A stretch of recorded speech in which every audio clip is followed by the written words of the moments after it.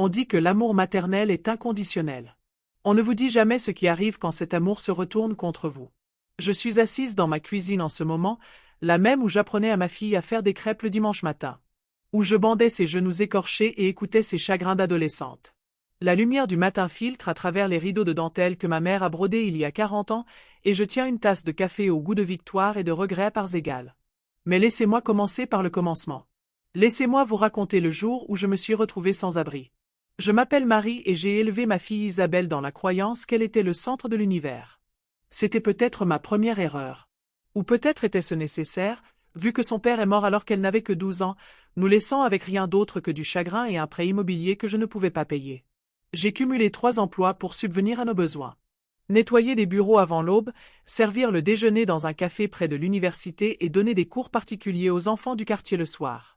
Mes mains étaient toujours irritées par les produits chimiques, mes pieds toujours douloureux, mais Isabelle n'a jamais manqué de rien. Vêtements de créateur, cours de piano, colonie de vacances avec ses amis fortunés.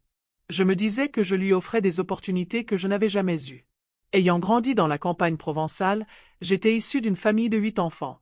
Ma mère, Dieu ait son âme, avait à peine les moyens de nous nourrir et encore moins de nous envoyer à l'université. J'étais déterminée à ce qu'Isabelle ait une vie meilleure. Elle a eu une vie meilleure. Elle a obtenu son diplôme avec mention, a épousé un architecte renommé nommé Philippe et s'est installée à Paris pour commencer leur vie de rêve. Ils avaient un bel appartement dans le 16e arrondissement, le genre d'endroit que je n'avais vu que dans les magazines. Quand je leur rendais visite, je me sentais comme une paysanne dans un palais, mais Isabelle semblait fière de me mettre en valeur. « Voici ma mère », disait-elle à ses amis, « elle a tout sacrifié pour moi. » Je pensais que c'était ça, l'amour. Je pensais que le sacrifice était la même chose que l'amour. Quand mon mari Jean-Claude est décédé l'année dernière, je pensais être prête. Nous étions mariés depuis 15 ans, et même s'il n'était pas le père biologique d'Isabelle, il était le seul dont elle se souvenait. Il l'aimait comme la sienne, l'avait accompagnée jusqu'à l'hôtel et avait pleuré lorsqu'elle avait déménagé à Paris. Mais la mort coûte cher. Les funérailles, les frais médicaux, la soudaine prise de conscience que sa retraite ne me serait pas versée, tout cela a frappé comme une tempête hivernale. Je me suis retrouvée, à 58 ans, menacée d'expulsion de la petite maison que nous partagions à Marseille. C'est alors qu'Isabelle m'a appelée. « Maman, tu ne peux pas rester seule là-bas » m'a-t-elle dit d'une voix chaude et inquiète. « Viens à Paris. Reste avec nous le temps de te débrouiller. » Philippe était tout aussi accueillant. « On a beaucoup d'espace » m'a-t-il assuré. « Prends le temps qu'il te faut. » J'ai vendu le peu que j'avais, emballé ma vie dans 3 valises et déménagé à Paris. Pour la première fois depuis des décennies, j'ai eu l'impression que quelqu'un prenait soin de moi et non l'inverse. Ce sentiment a duré exactement 2 semaines. Tout a commencé par de petites choses. Isabelle soupirait quand je lui proposais de l'aider à préparer le dîner. « Maman, on ne mange plus comme ça. » Mes repas simples et copieux étaient apparemment trop provinciaux pour leur palais raffiné. Philippe rentrait du travail et me trouvait en train de lire dans le salon. « Oh » disait-il, comme s'il avait oublié mon existence. « Toujours là ?»« Toujours là. » Comme si j'étais une invitée qui aurait abusé de son hospitalité plutôt qu'une veuve endeuillée qui aurait tout perdu. J'essayais de me rendre utile. Je nettoyais leur appartement déjà impeccable, rangeais leurs placards et attendais leur retour comme un chien fidèle. Je cherchais du travail, mais à 58 ans, avec seulement une expérience de service, Paris ne déroulait pas vraiment le tapis rouge. Les conversations se raccourcissaient. Les dîners devenaient plus tendus. J'ai commencé à manger plus tôt, avant leur retour, pour éviter la gêne d'être assise à leur table pendant qu'ils discutaient de leur journée dans ce jargon professionnel qui me faisait me sentir invisible. J'étais invisible.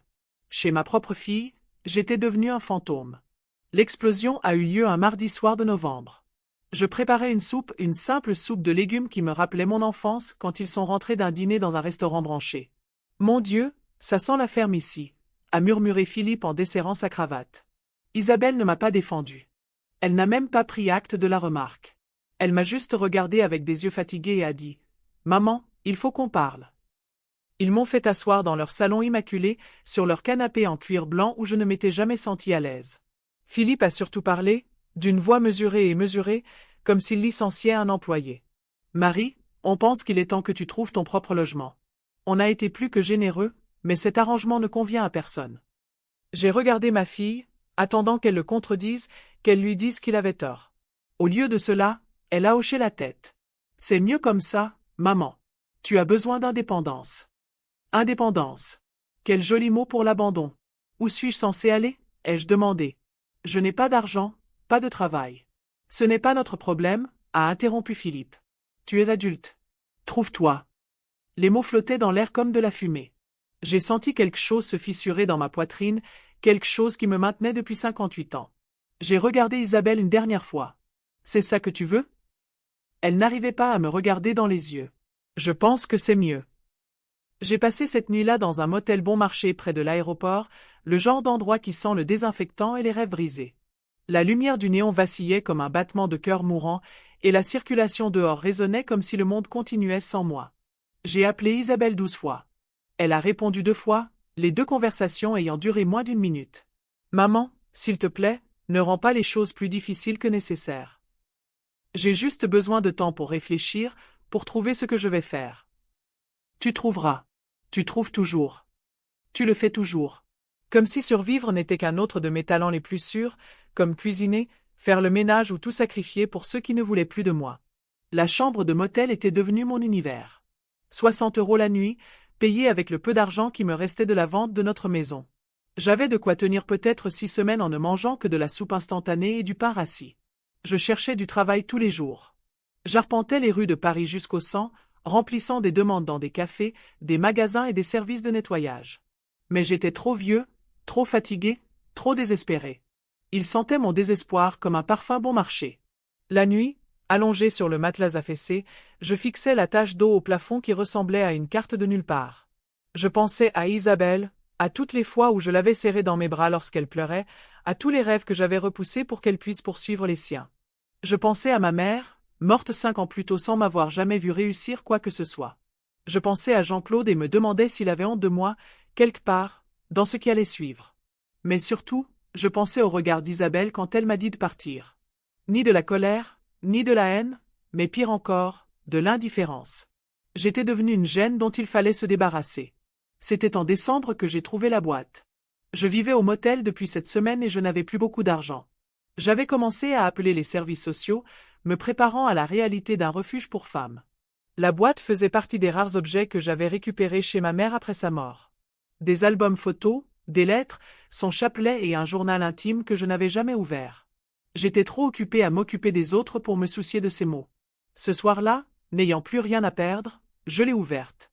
L'écriture de ma mère était petite et soignée, les lettres tracées avec la précision de quelqu'un qui a appris à écrire sur le tard. Les inscriptions étaient rares, espacées de plusieurs mois, mais ce que j'y ai lu a tout changé. 15 juin 1965. Il est revenu aujourd'hui. Monsieur Beaumont. Il apporte des cadeaux à la petite Marie et s'enquiert de ses progrès à l'école. Elle ne sait pas qui il est, bien sûr. Elle pense que c'est juste un gentil garçon du village. Mais je vois la façon dont il la regarde, la façon dont il lui touche les cheveux. Elle a ses yeux, son menton têtu. Je prie pour qu'elle n'apprenne jamais la vérité. 3 septembre 1967. L'avocat de Monsieur Beaumont est venu me voir. Il dit que des dispositions ont été prises pour l'avenir de Marie s'il lui arrivait quelque chose. Je ne comprends pas tous les termes juridiques, mais il y a une fiducie.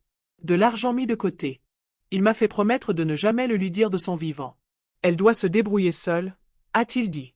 Mais si je meurs avant, elle doit le savoir. 18 novembre 1968. L'avocat est revenu. Monsieur Beaumont est malade. Il veut voir Marie avant de mourir, mais j'ai dit non. Trop dangereux. Trop compliqué. Mais il lui a tout laissé. Sa maison à Aix-en-Provence, ses placements, assez d'argent pour plusieurs vies. L'avocat s'appelle Maître Dubois. Il a tous les papiers. 4 janvier 1969. Il est mort. Je devrais être triste, mais je ne ressens que du soulagement. Marie n'aura jamais à savoir qu'elle est la fille d'un riche. Elle peut être fière de sa vie simple. L'orgueil vaut mieux que l'argent. Mes mains tremblaient en lisant les entrées. Ma mère avait gardé un secret pendant 56 ans. J'étais la fille de Claude Beaumont, un magnate du textile qui avait possédé la moitié de la Provence. J'avais grandi dans la pauvreté pendant que mon héritage attendait dans le coffre d'un avocat. J'ai ri. J'ai ri aux éclats dans cette horrible chambre de motel, et le son était aigu, amer et beau. Maître Dubois était un homme âgé, probablement plus vieux que les documents qu'il avait sortis de son classeur. Son bureau sentait le vieux cuir et les vieux secrets, et quand je lui ai dit qui j'étais, il m'a regardé comme s'il avait vu un fantôme. Marie Bonnet, dit-il en ajustant ses lunettes. La fille de Claude Beaumont? Apparemment. Il disparut dans son coffre et revint avec un dossier épais comme un livre.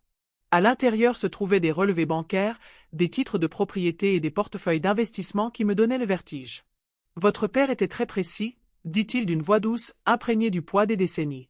Le fonds devait rester scellé jusqu'au décès de votre mère. Nous attendions votre témoignage. Les chiffres étaient incompréhensibles. 1,2 million d'euros sur différents comptes. Une maison à Aix-en-Provence. Un portefeuille d'actions en croissance depuis 30 ans. Des propriétés à Marseille et à Nice. J'étais riche. J'étais vraiment riche.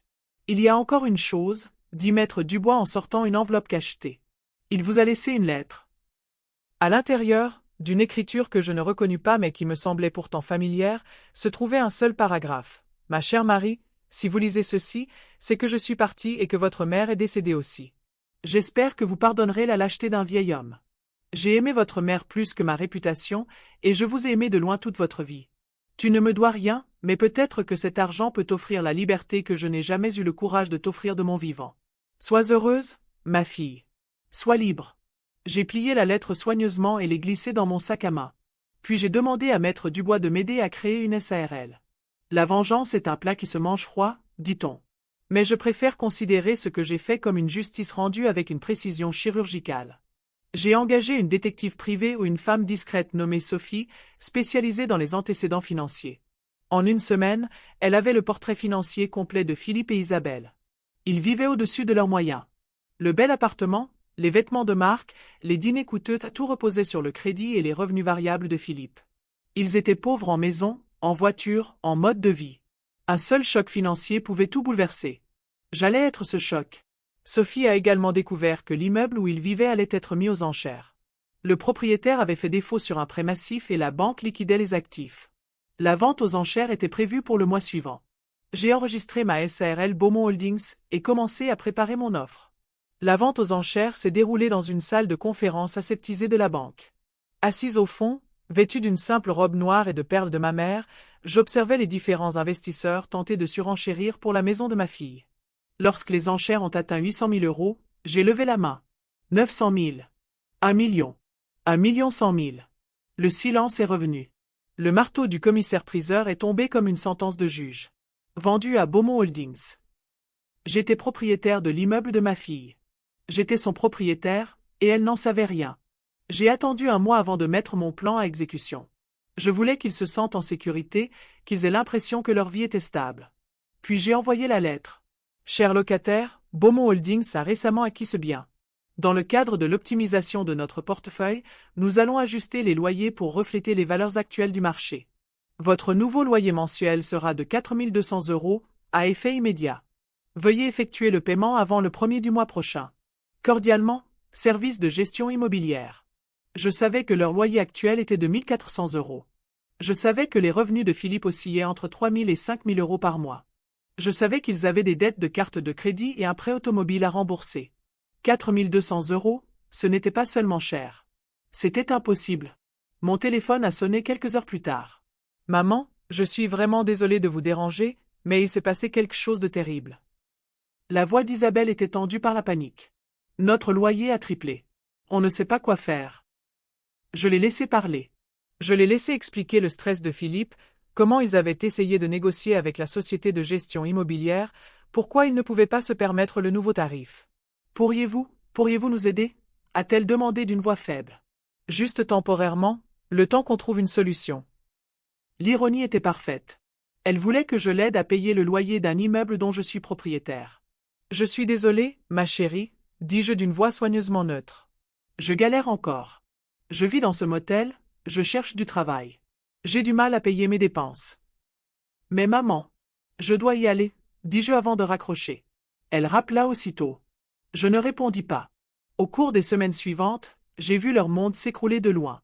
Sophie me tenait au courant de leurs tentatives désespérées pour trouver un nouveau logement, du comportement de plus en plus erratique de Philippe, des disputes qui résonnaient à travers leurs murs coûteux. Isabelle m'appelait tous les jours. Au début, ses messages étaient suppliants.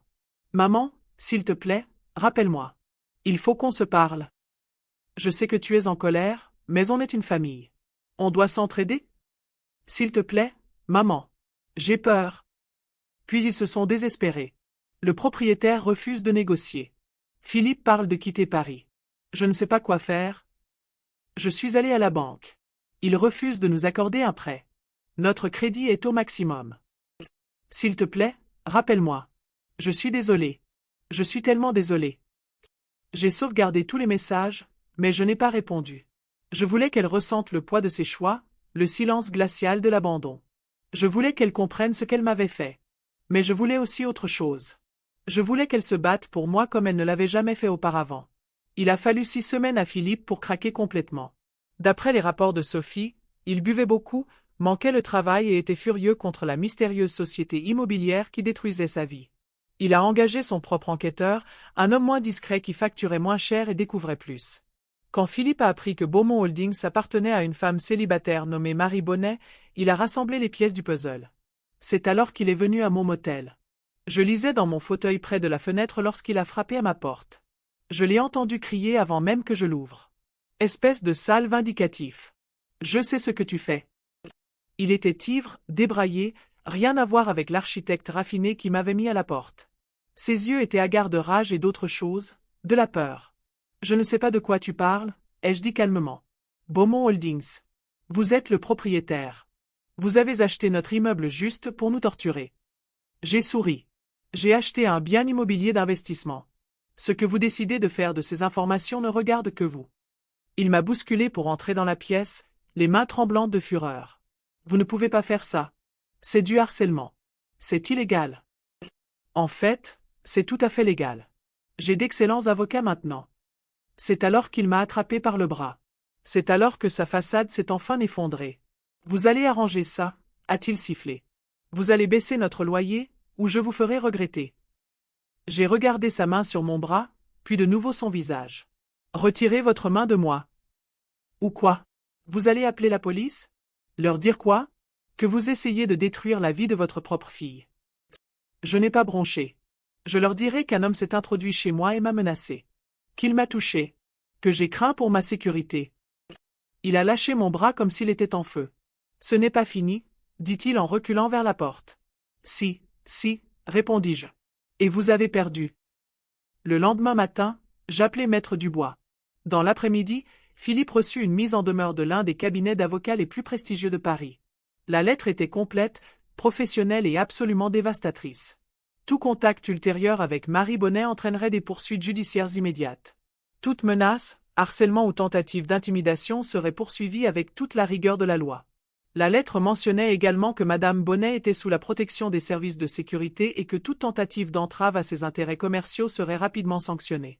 Philippe quitta Paris le lendemain. Selon Sophie, il vida leur compte joint et prit la route du Sud, laissant Isabelle seule dans un appartement qu'elle ne pouvait pas se permettre. Son départ ne me satisfit pas. Les hommes comme Philippe sont des lâches dans l'âme. Ils se cachent derrière des femmes fortes, puis s'enfuient dès que le vent tourne. J'avais simplement révélé ce qu'il avait toujours été. Mais Isabelle était différente. Isabelle resta. Elle est venue dans ma chambre de motel un jeudi soir de février. J'ai entendu ses pas dans le couloir, hésitant et incertain, et j'ai su que c'était elle avant même qu'elle ne frappe. En ouvrant la porte, j'ai à peine reconnu ma fille. Elle avait maigri, ses vêtements étaient froissés et ses yeux rougis par la fatigue. Mais il y avait autre chose sur son visage, quelque chose que je n'avais pas vu depuis son enfance. De la vulnérabilité. « Bonjour, maman », a-t-elle dit doucement. Je me suis écarté pour la laisser entrer. Elle a balayé la chambre exiguë du regard, s'imprégnant du lit affaissé, de la lumière vacillante, de l'odeur de solitude qui était devenue mon parfum. « Tu vis ici depuis tout ce temps » a-t-elle demandé. « Oui. » Elle s'est assise au bord du lit et a pris son visage dans ses mains. « Je suis vraiment désolée. » Je n'ai pas répondu immédiatement. J'avais imaginé ce moment pendant des mois, répété ce que j'allais lui dire, comment je lui ferais comprendre. Mais maintenant, en regardant ma fille brisée, je me sentais seulement fatigué. « Pardon pourquoi » ai-je demandé. « Pour tout. D'avoir laissé Philippe te traiter ainsi. De ne pas t'avoir défendu. De t'avoir mise à la porte comme si tu n'étais rien. » Elle a levé les yeux vers moi, les larmes aux yeux. « Tu es ma mère. Tu as tout sacrifié pour moi, et je t'ai remercié en te traitant comme une ordure. » Je me suis assise en face d'elle. « Pourquoi ne l'as-tu pas arrêté ?»« Parce que j'avais peur.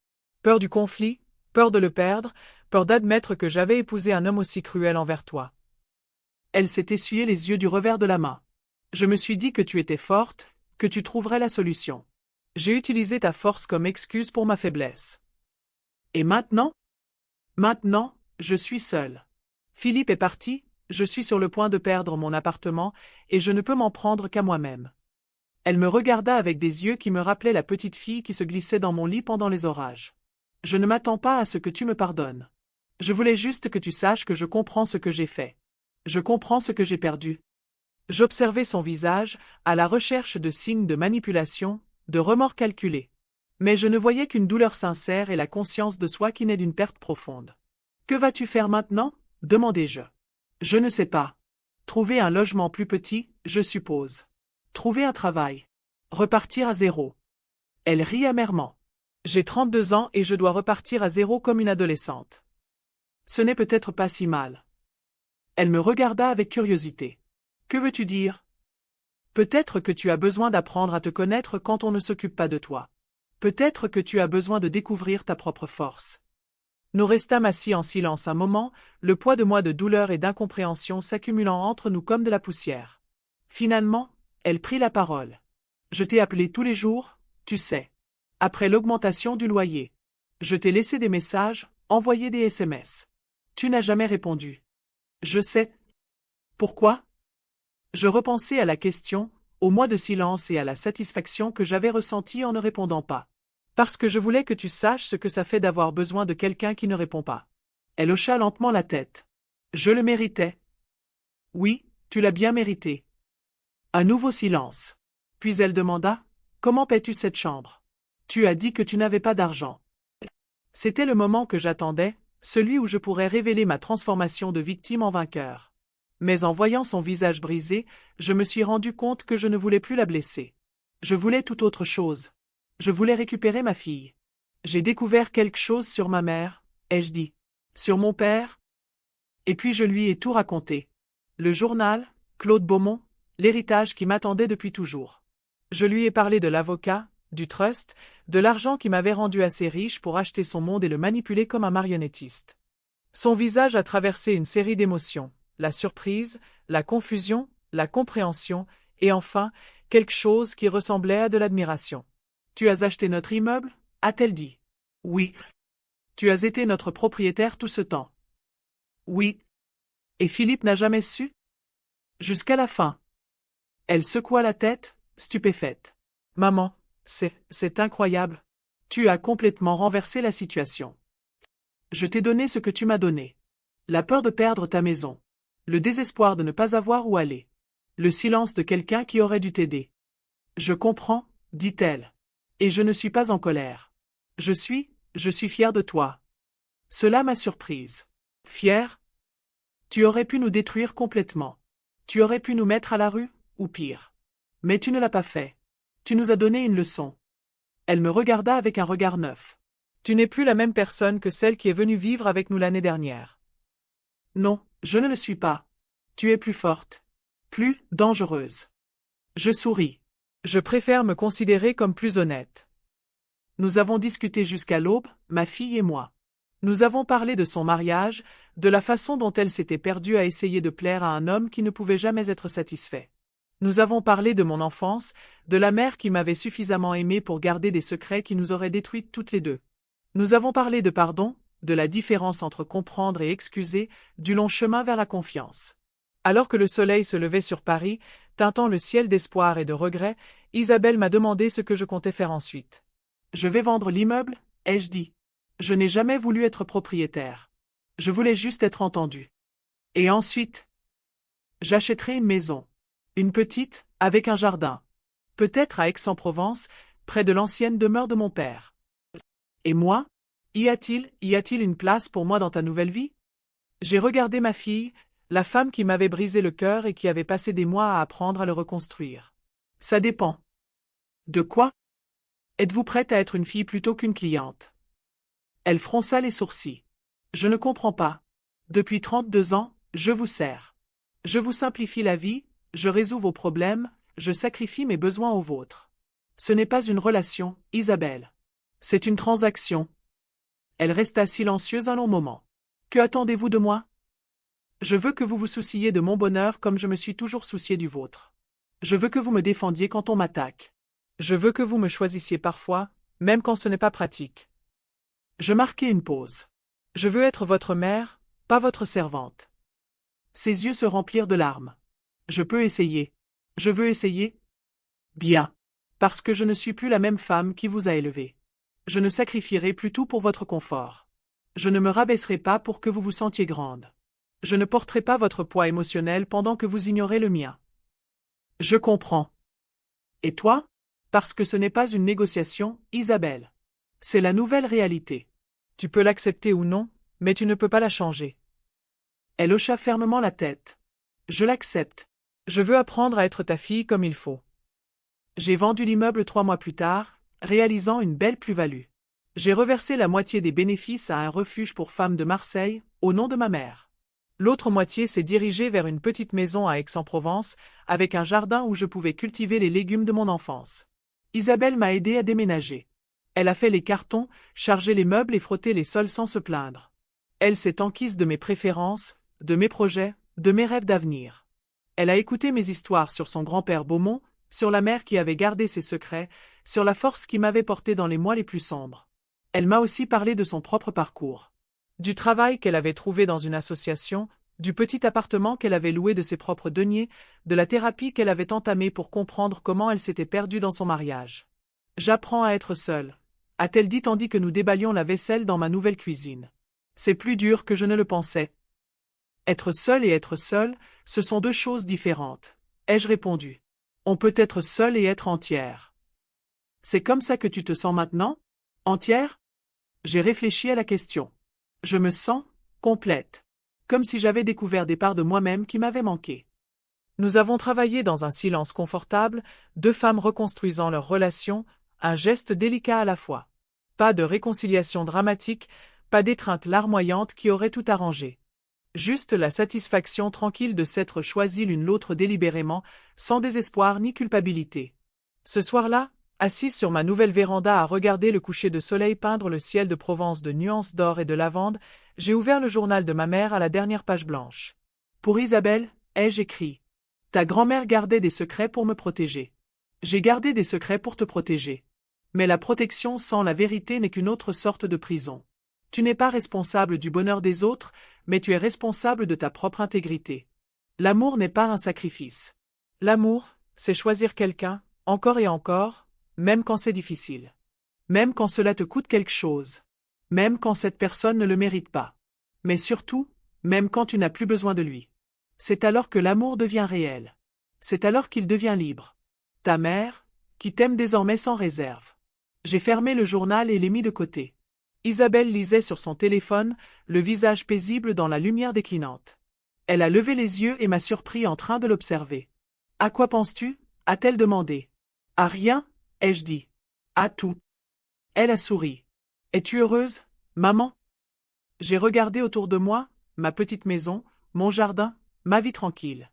J'ai pensé à la femme arrivée à Paris avec rien d'autre que le chagrin et le désespoir, et à celle qui en était ressortie riche, sage et une fille qui la voyait enfin comme un être humain. Je suis heureuse, ai-je dit. Je suis enfin heureuse. Alors que l'obscurité tombait sur la Provence, j'ai senti le poids de mon ancienne vie se dissiper comme la brume matinale. Je n'étais plus la femme qui mendiait des miettes d'affection à des gens qui ne voyaient pas sa valeur. Je n'étais plus la mère qui confondait amour et servitude, sacrifice et force. J'étais Marie Bonnet, fille de Claude Beaumont, gardienne des secrets de famille, survivante de l'abandon, artisane de ma propre justice. J'étais une femme qui avait appris la différence entre être utile et être valorisée, entre être aimée et être respectée. Et pour la première fois en 58 ans, cela me suffisait. J'écris ces lignes depuis mon jardin, où les tomates poussent abondamment et où la lavande embaume l'air d'un parfum de chez nous. Isabelle vient me rendre visite toutes les 2-3 semaines, et nous cuisinons ensemble, discutons, et parfois nous nous asseyons simplement dans un silence confortable. Elle sort avec quelqu'un d'autre, un professeur nommé Marc qui la traite avec ce genre de respect discret que Philippe n'a jamais compris. Lorsqu'elle l'a amené me voir, j'ai observé comment il l'écoutait, comment il laissait de la place à ses opinions, comment il me remerciait pour le dîner sans que cela ne devienne une performance. Je l'aime bien, lui ai-je dit plus tard. Il me rappelle grand-père Jean-Claude, a-t-elle dit. Gentil sans être faible. Ton grand-père aurait été fier de ce que tu deviens. Je l'espère. J'essaie d'être quelqu'un dont on peut être fier. Philippe a essayé de me contacter une fois, par l'intermédiaire d'un avocat. Il voulait savoir si j'étais prête à discuter de la situation. J'ai demandé à Maître Dubois une réponse simple. Madame Bonnet n'a rien à discuter. Je n'ai plus jamais eu de ses nouvelles. Parfois, je me promène dans Aix-en-Provence et je pense à mon père, à l'homme qui m'aimait de loin et m'a donné les outils pour me sauver. Je me rends parfois sur sa tombe, même si je ne sais pas trop ce que je ressens en m'y tenant. De la gratitude, peut-être. Ou simplement la satisfaction tranquille d'une histoire terminée. Le refuge pour femmes que je soutiens a aidé des dizaines de femmes à retrouver leur équilibre après avoir tout perdu. Quand je leur rends visite, je me retrouve sur leur visage, le même désarroi, le même espoir désespéré, la même force fragile qui surgit quand on n'a plus rien à perdre. Comment avez-vous fait? Me demandent-ils parfois. Comment avez-vous survécu? Je leur raconte ce que j'ai appris, que survivre ne consiste pas à être assez forte pour tout endurer. Il s'agit d'être assez honnête pour cesser d'endurer ce qu'on ne mérite pas. Que la dignité ne consiste pas à être aimé de tous. Il s'agit de s'aimer suffisamment pour exiger mieux. Que la famille n'est pas une question de sang ou d'obligation. C'est une question de choix, fait librement et renouvelé chaque jour. Que le pouvoir ne consiste pas à contrôler les autres. Il s'agit de refuser de se laisser contrôler par les autres. Et que parfois, la chose la plus radicale à faire est tout simplement de refuser de disparaître. J'ai tenu le journal de ma mère, et j'y écris maintenant. Non pas des secrets cette fois, mais des vérités. Des histoires sur la femme que je deviens, la fille que j'apprends à aimer sans me perdre, la vie que je construis de mes propres mains et par mes propres choix. Hier, Isabelle m'a demandé si j'étais en colère d'avoir passé tant d'années à ignorer mon héritage. Non, lui ai-je répondu. J'avais d'abord besoin d'apprendre qui j'étais sans argent. J'avais besoin de comprendre ma propre force avant d'avoir le pouvoir de l'exercer. Et maintenant? Maintenant, je connais la différence entre être riche et être riche. Être riche, c'est une question d'argent. Être riche, c'est une question de choix. Elle y réfléchit un instant. Es-tu riche maintenant? J'ai regardé autour de moi, ma petite maison, mon jardin luxuriant, ma fille qui vient me rendre visite par envie, et non par nécessité. J'ai pensé à la femme qui avait été jetée comme un déchet et à celle qui en était ressortie avec sa dignité intacte et son avenir entre ses mains. Oui, ai-je dit. Je suis la femme la plus riche que je connaisse. Ce soir, en écrivant ces derniers mots, j'entends le chant des cigales dans les oliviers, et ce son me rappelle que certaines choses perdurent. Certaines survivent. Certaines choses se renforcent dans les endroits brisés. Je suis l'une de ces choses. Je m'appelle Marie Bonnet, et je refuse de disparaître. Je refuse d'être oubliée. Je refuse d'être moins que ce que je suis. Et c'est peut-être là la révolution la plus radicale de toutes.